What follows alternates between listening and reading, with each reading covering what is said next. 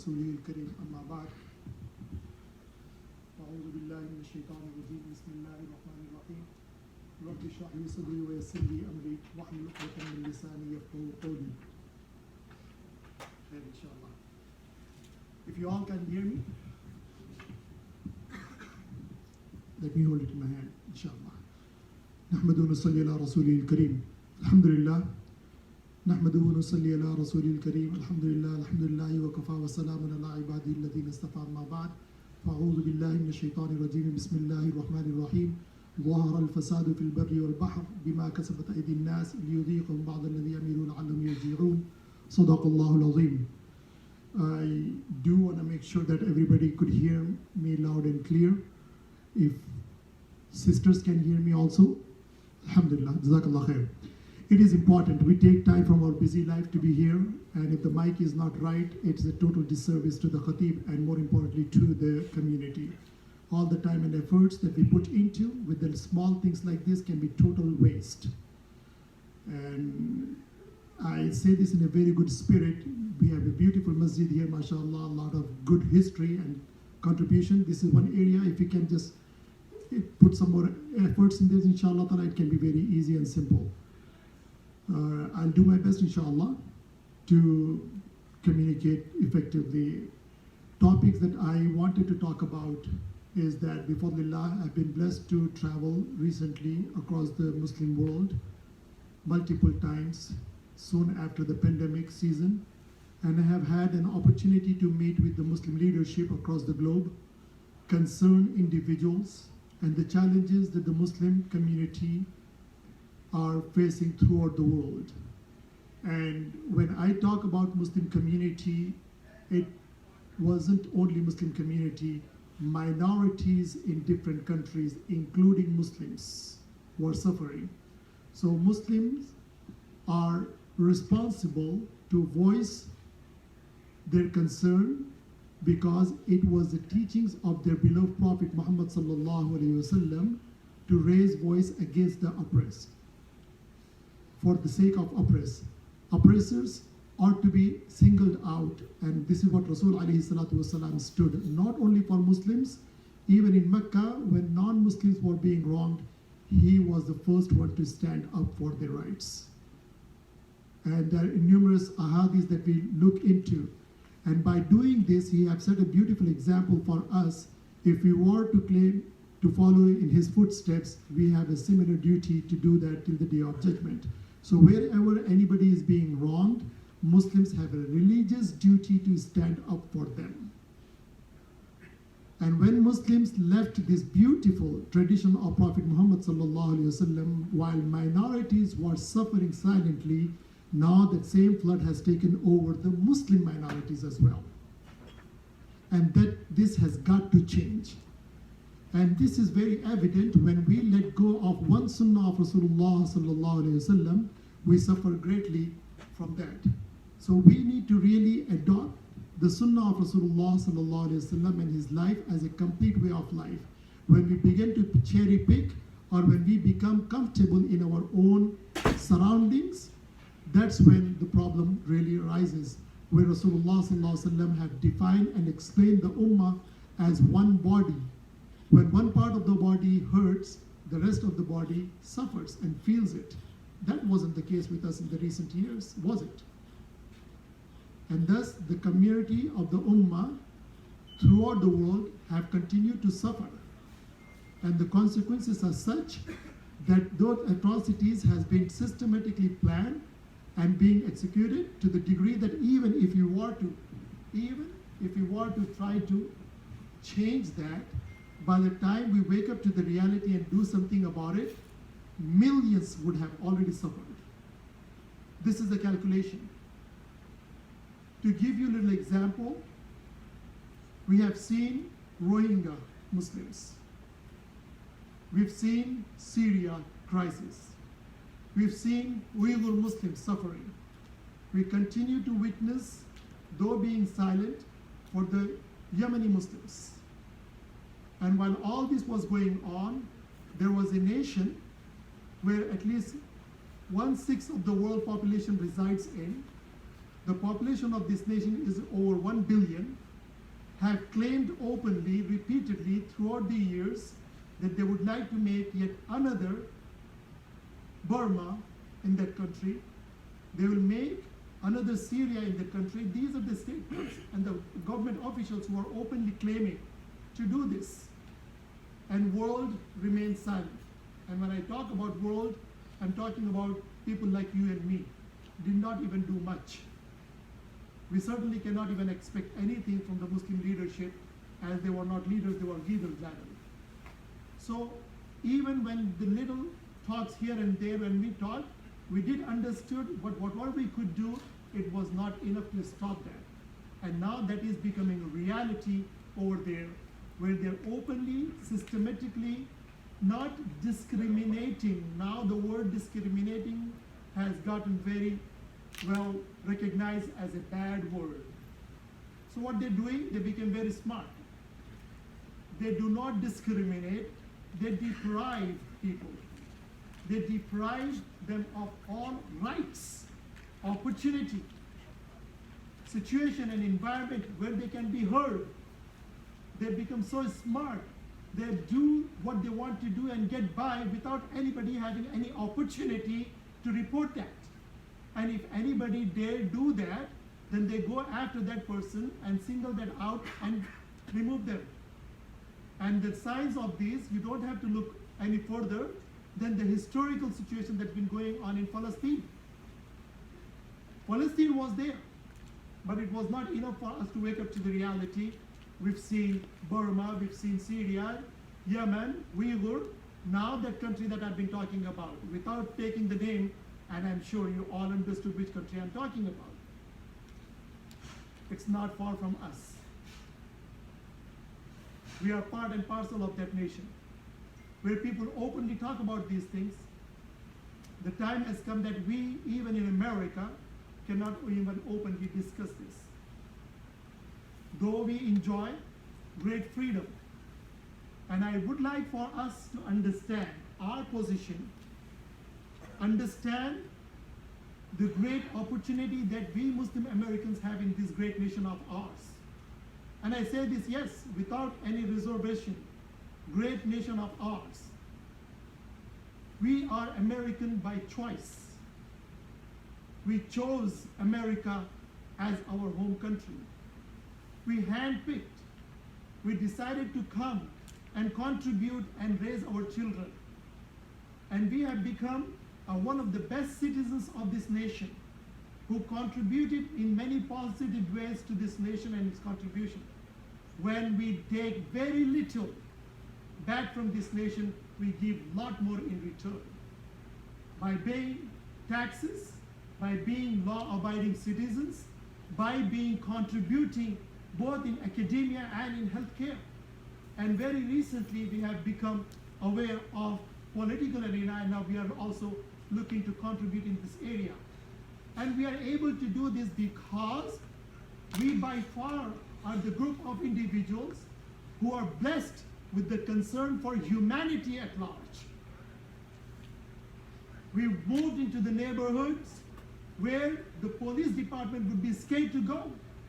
It is to the credit of Muslims in America, where we converted the district of Harlem in New York into one of the peaceful nation and peaceful streets, where the locals, after Muslims have moved in, established their own community centers, where they have soup kitchens and serve community in their local, converted them to the peaceful neighborhood, Muslim citizens.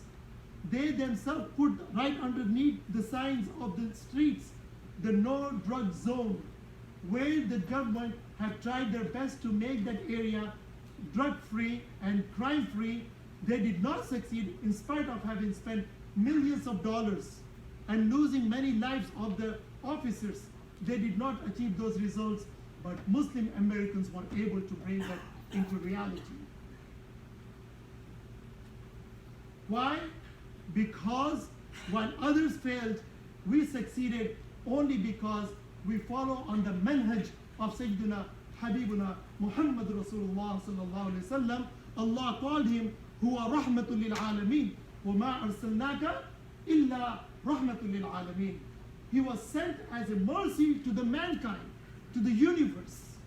And it is with this concern to save humanity that really engage Muslims in dealing with these situations, and with this right intention, with sincerity, with devotion, with ikhlas, Allah subhanahu wa ta'ala open the hearts of those who commit crime in the broad daylight into Islam, and they become law-abiding citizens of this nation. It is this community of Muslim Americans where we establish small communities. I remember praying our salah in congregation in rented small rooms, sometimes in universities, sometimes in hospitals, sometimes somebody's basement, sometimes taking over the leftover buildings that nobody would like to do anything, and we with our family members came and cleaned those facilities and converted into house of worships, and moved into the neighborhood where people were walking away from. We moved in and gave life to those communities, established Islamic schools, weekend Islamic schools. And this is how we build America. We live American dreams.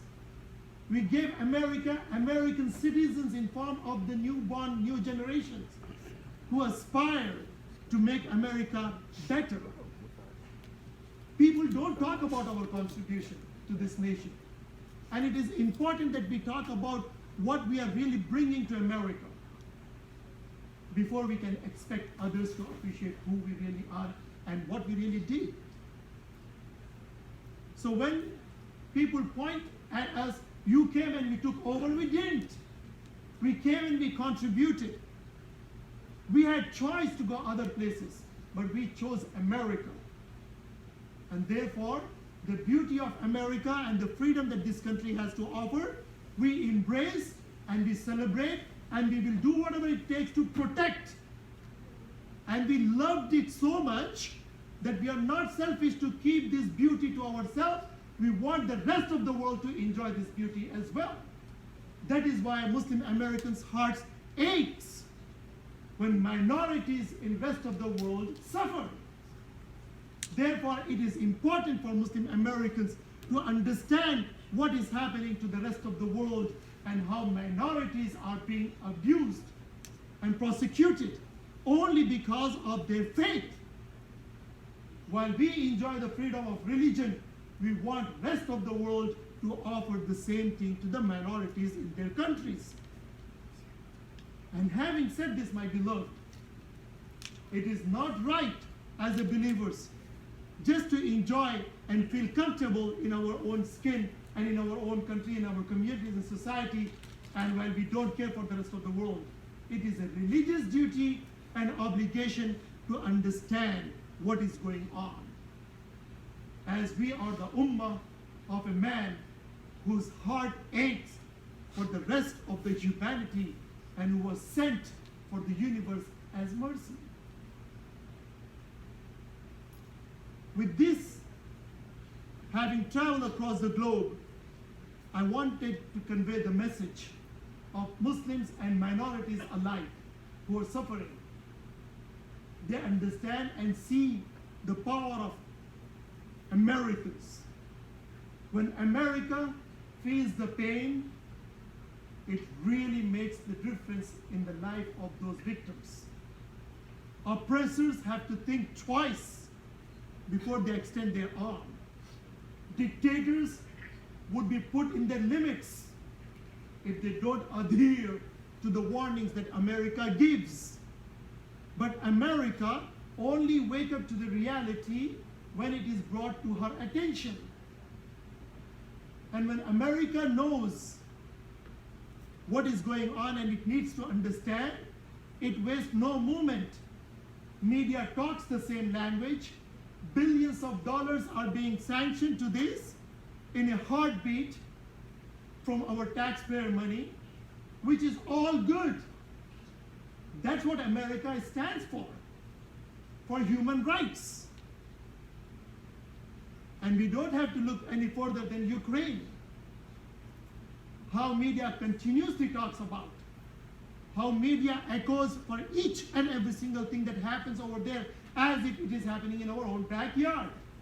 I'm proud of America and media. But as an American, I have right to express and question. This is not the first time and the only place the oppressor has done certain atrocities. Similar things has happened in Syria, Burma, Uyghur, continuously happening in Yemen, and not to mention, we have raised generation on these atrocities in Jerusalem. Where was media then? Where was America? Where was the lawmakers? Why this hypocrisy? Or is it even right to call it hypocrisy? Maybe they don't even know the magnitude of the atrocities that's happening over there. It is possible, and if it's happening, who is responsible to make sure that America learns of these things?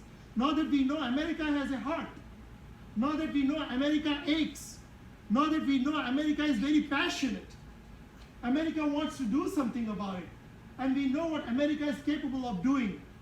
So we now have to assume the responsibility to make sure that we bring this to the attention of America, the atrocities that the minorities are suffering in other countries.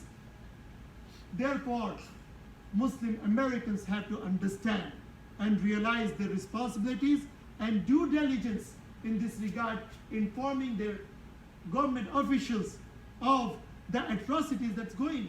And when that happened, we have seen the same lawmakers, the same America also was very warm to voice their opinion and do something about it. Although we might be, as Muslim community in America, very new to this, but there are certain organizations who have decades of experience in delivering this. To name few, Justice for All, Sound Vision, CARE, other such organizations have done a fabulous job in this regard, where Muslims, Americans are not aware. Because of their unawareness, they do not appreciate that they deserve to be appreciated. I'll give you one example in the interest of time, how Justice for All was able to do miracle. When we put the money where it really matters the most, we can literally drive the most that we can ever imagine. Muslim Americans are very generous, very kind, very appreciative of the needs of others. At times they deny their own needs and give generously. Do you know, Muslim America has given in recent years over 3.2 billion with a B in donation and in charity. That's how generous we are. When we see those gruesome pictures, it's difficult for us to swallow and eat, and we give generously. I'd like for people of understanding to understand, we don't have to wait for situation to get this worse to give. We can be a little smarter, as we are very intelligent and very educated and sophisticated community of Muslims in the world. Yes, very sophisticated community who could express their feeling and opinion freely and fearlessly. Understand your position. That's the power that you have. When you voice your opinion by exercising your vote, you matter. And this is your right, and we must exercise, because by doing so, we really impact many, those who have no voices in the world. So, after exercising so much generosity, I would like to urge you all to look and examine those organizations who work in advocacy. These are the organizations who could help prevent situation go as bad as it has gone in Syria and Burma and Uyghur. By using our lawmakers and passing such rules and regulations that will put pressure on the nations that they will have to abide by the United Nations policies and it will save millions of Muslims and minorities who are suffering out there. To do this kind of work, we need to invest in policymakers, in institutions who really talk and speak on our behalf. We really need to support those individuals who speak on the rights of the minority and strengthening their position in the policy-making area. It's about time Muslim Americans understand this. And if we don't wake up to this reality soon enough, later or sooner we will be forced to do that. But my fear is that by then we may have paid a huge human's life price. So I urge you, my beloved, while we talk about from this pulpit self-enrichment, making our relationship strong with the Creator, my job today was to help you realize that as a believer, while we have the right towards our Creator, we also have equal rights towards the creation. Lest we will be asked by Allah subhanahu wa ta'ala when we stand before Him of the rights of the humans that was being violated, we may be asked, what did you do about it? So I rather ask you to think twice and do what is right before it is too late. This is how Holocaust and other communities have literally mastered the way to literally use America to protect their rights. And we too also can do the same if we understand the system and examine these organizations and support them wholeheartedly and be wise, where you could put millions of dollars after, billion rather now, you could take care of that issue by putting only fraction of the cost that you would pay after the fact. This was the case in Burma. When Burma Task Force was created, situation was to be raised where the local media was only reporting as a local conflict. Justice for All said, no, it's not a local conflict, it's a systematic genocide, ethnic cleansing. They said, prove it. This small organization invested some money, did their own independent investigation, and brought those results and wrote letters to the major media outlet and proved it to them. And when President Obama was to schedule to meet, these local organizations of ours struggled to be added into the speech of Obama that President Obama is concerned for the life being lost. And no sooner President Obama used this word concern, those was then brought to the attention of the local media outlet saying that Obama expressed concern. So it's no longer a local conflict, rather it's a systematic thing. And they raced to find the facts because they want to take precedent in reporting first. And they did so. In doing so, they found out that it was not local conflict, rather it was systematic crime being committed against Rohingya.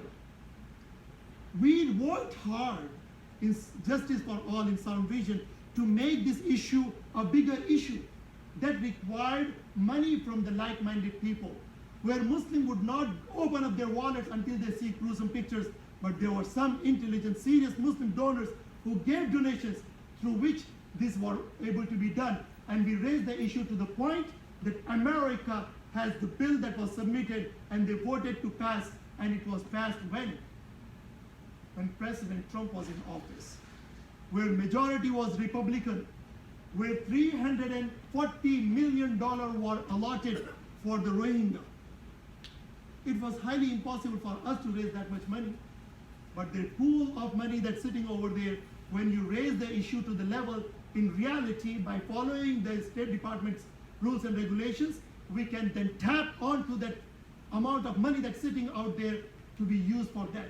And this is how, in Trump administration, when they did that, Justin Trudeau on the neighboring country, Trudeau also did the same thing, and over $1 billion was assigned to this task.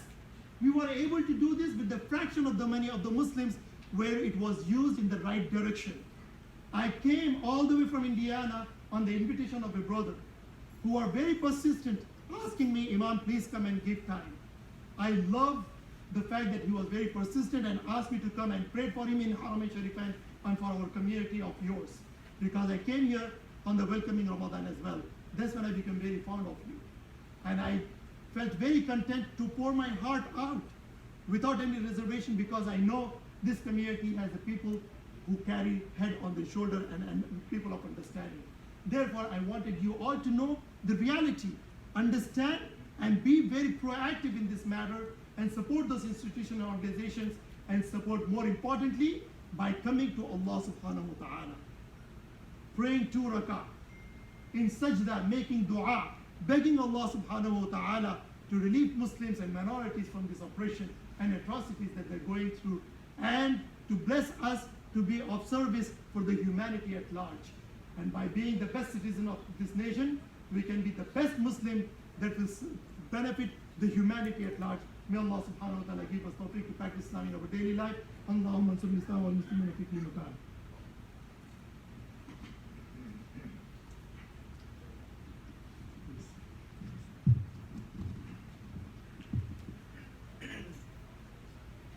Allahu Akbar, Allahu Akbar, Allahu Akbar, Allahu Akbar.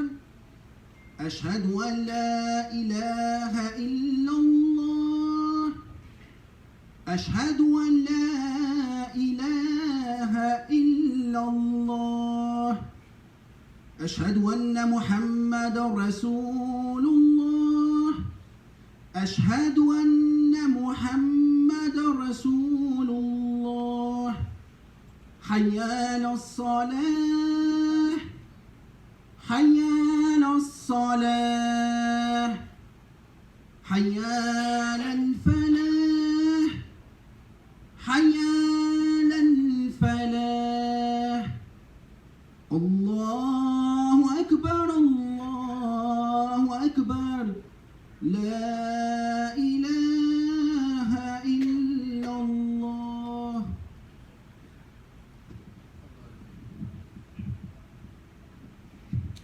Alhamdulillah, alhamdulillah, nahmaduhu wa nasta'inuhu wa nastaghfiruh wa na'udhu billahi min shururi anfusina wa min sayyiati a'malina. Man yahdihillahu fala mudilla lahu wa man yudlil fala hadiya lahu. Wa nashhadu an la ilaha illallah wahdahu la sharika lahu. Wa nashhadu anna sayyidana wa habibana wa shafi'ana wa maulana Muhammadan abduhu wa rasuluh.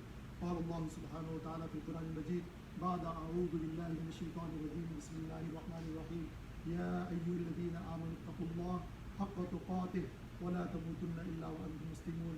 وقال الله عز وجل بعد أعوذ بالله من الشيطان الرجيم بسم الله الرحمن الرحيم يا أيها الذين آمنوا اتقوا الله وقولوا قولا سديدا يصلح لكم أعمالكم ويغفر لكم ذنوبكم ومن يطع الله والرسول فقد فاز فوزا عظيما. صدق الله العظيم. بارك الله لنا ولكم في القرآن العظيم.